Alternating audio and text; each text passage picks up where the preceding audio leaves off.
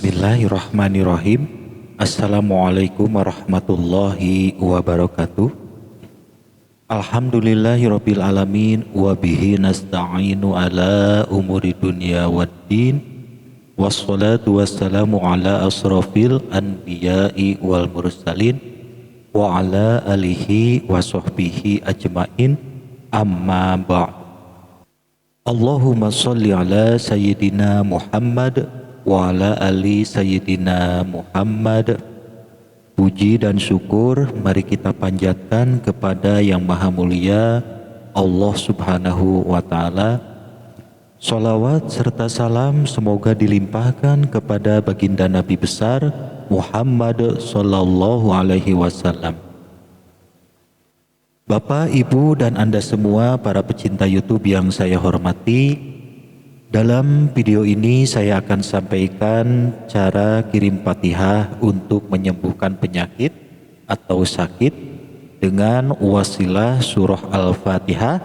Amalan ini bisa dilakukan untuk diri sendiri ataupun untuk orang lain. Baik, kita mulai saja pembahasannya. Yang pertama yaitu menyembuhkan penyakit atau sakit pada diri sendiri. Saya contohkan misalnya nama kita Muhammad Iqbal dan orang tua kita Bapak Sanusi, dan yang sakit tangan kita. Maka caranya sentuhlah tangan kita yang sakit. Misalnya tangan kiri yang sakit sentuh oleh tangan kanan, atau sebaliknya kalau tangan kanan yang sakit sentuhlah oleh tangan kiri, dan diusahakan telapak tangan kita tepat berada di area yang sakit sambil mengucapkan begini: Bismillahirrahmanirrahim. Allahumma sholli ala sayyidina Muhammad wa ala ali sayyidina Muhammad, khususon ila ruhi wal jasadi. Saya sendiri Muhammad Iqbal bin Sanusi, ya Allah tolonglah saya, sembuhkanlah tangan saya yang sakit ini, amin. Lahul Fatihah. Nah, baca Fatihah 1 kali. Kalau seandainya yang sakitnya kaki atau kepala, maka kaki atau kepala tersebut yang disentuh. Nah, lebih bagus lagi apabila amalan itu diulang beberapa kali, misalnya 3 kali atau 7 kali, mulai dari Bismillahirrahmanirrahim, Allahumma sholli ala sayyidina Muhammad wa ala ali sayyidina Muhammad, khususon ila ruhi wa jasadi, sampai dengan lahul Fatihah. Nah, setelah baca Fatihah diulang lagi dari kalimat khususon ila ruhi wa jasadi sampai lahul Fatihah. Nah, kalau ingin lebih banyak lagi juga boleh diulang lagi sampai 21 kali atau 41 kali. Ya itu kalau kuat ya. Ya paling tidak 1 kali nggak apa-apa. Nah, bagaimana kalau kita perempuan? Perempuan doanya sama saja, tapi yang beda adalah penyebutan bin diganti binti dan lahul Fatihah diganti dengan lahal Fatihah. Contoh, Bismillahirrahmanirrahim. Allahumma sholli ala sayyidina Muhammad wa ala ali sayyidina Muhammad, khususon ila ruhi wa jasadi. Saya sendiri Siti Rohimah binti Sanjaya, ya Allah tolonglah saya, sembuhkanlah tangan saya yang sakit ini, amin. Lahal Fatihah. Nah, itu saja bedanya, yaitu binti dan lahal Fatihah. Kalau soal doa dan tata caranya sama seperti yang saya jelaskan tadi. Itu yang pertama ya, menyembuhkan penyakit atau sakit pada diri sendiri.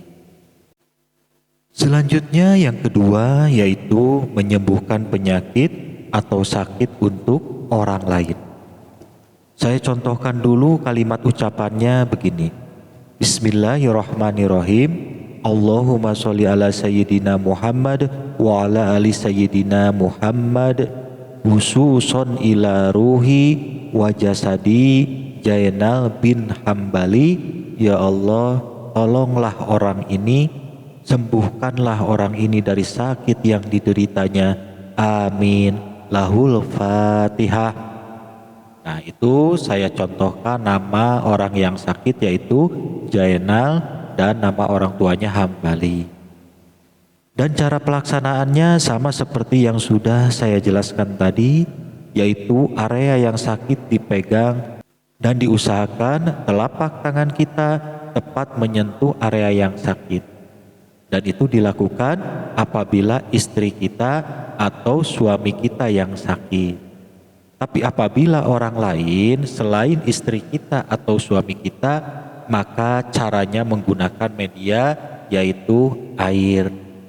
Tidak boleh istri orang atau suami orang dipegang-pegang, dosa, bukannya kesembuhan, malah laknat Allah yang turun. Bagaimana dengan dokter?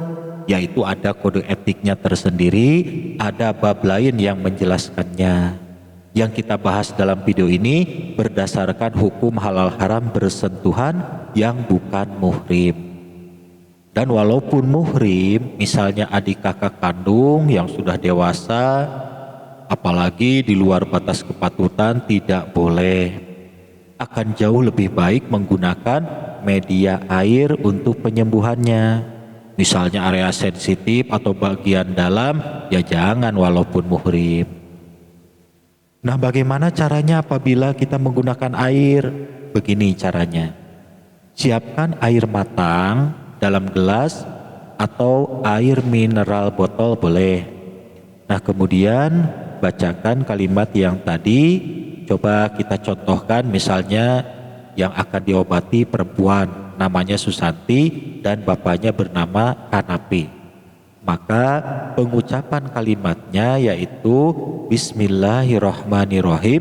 Allahumma sholli ala sayyidina Muhammad wa ala ali sayyidina Muhammad khususon ila ruhi wa jasadi Susanti binti Hanafi. Ya Allah, saya minta tolong padamu, sembuhkanlah orang ini dari sakit yang dideritanya dengan berkahnya surah Al-Fatihah dan wasilahnya air ini. Amin. Lahal Fatihah. Nah, baca Fatihah 1 kali, kemudian tiupkan ke air yang sudah kita siapkan tadi. Dan amalan ini boleh diulang misalnya 3 kali, 7 kali, 21 kali, atau 41 kali. Dan cara niup airnya boleh tiap 1 kali ditiupkan ke air, atau diselesaikan dulu semuanya baru terakhir ditiupkan ke air, itu juga boleh. Nah, kemudian air tersebut dioleskan ke area yang sakit atau diminum apabila penyakit dalam. Selanjutnya yang ketiga yaitu menyembuhkan penyakit atau sakit untuk jarak jauh. Nah, cara ini dilakukan apabila orang yang sakit jauh dari kita.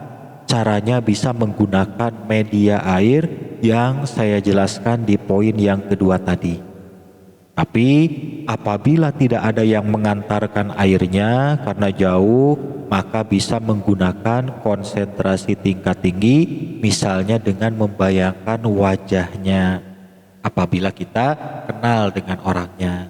Contoh, Bismillahirrahmanirrahim. Allahumma sholli ala sayyidina Muhammad wa ala ali sayyidina Muhammad khususon ila ruhi wa jasadi Jainal bin Hambali.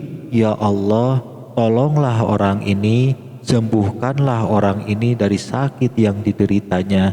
Amin. Lahul Fatihah. Nah, mengucapkan itu sambil konsentrasi membayangkan wajahnya. Kalau tidak kenal, tidak tahu wajahnya, ya sudah gunakan nama dan bin atau bintinya saja. Nah, sebagai catatan, apabila kita mau menggunakan amalan itu, lebih bagus kita dalam kondisi bersuci dulu atau berwudu dulu. Nah, sekarang kita sudah tahu cara mengobati dengan Fatihah. Jadi kapan saja di mana saja ada orang yang minta didoakan untuk kesembuhan. Biasanya di perkampungan itu pulang sholat Jumat ya, ada ibu-ibu gendong bayi atau anak kecil minta didoakan ke orang-orang yang baru keluar dari masjid. Kita doakan saja pakai cara yang tadi.